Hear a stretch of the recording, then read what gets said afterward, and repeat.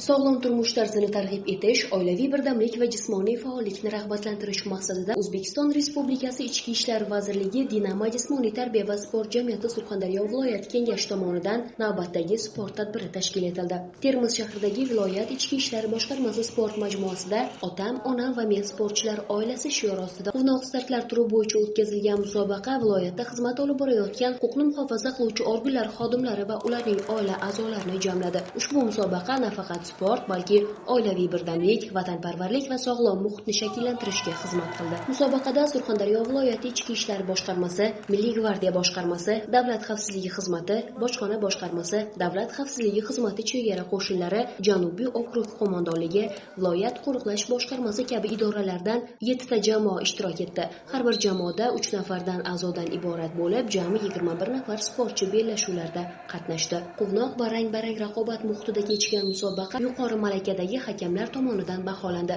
Natijalarga ko'ra 3-o'ringa viloyat ichki ishlar boshqarmasining Sherdor jamoasi, 2-o'ringa viloyat favqulodda vaziyatlar boshqarmasining Jasorat jamoasi, viloyat ichki ishlar boshqarmasi qo'riqlash boshqarmasining Vatanparvar jamoasi faxrli 1-o'rinni egalladi.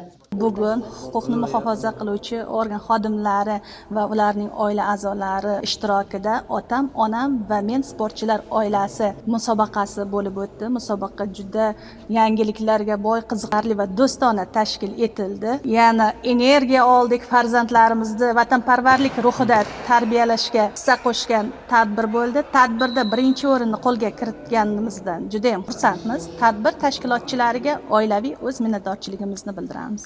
G'oliblar hamda ularning farzandlari Dinamo jismoniy tarbiya va sport jamiyati Surxondaryo viloyat kengashi tomonidan diplom, medal va qimmatbaho esdalik sovg'alari bilan taqdirlandi.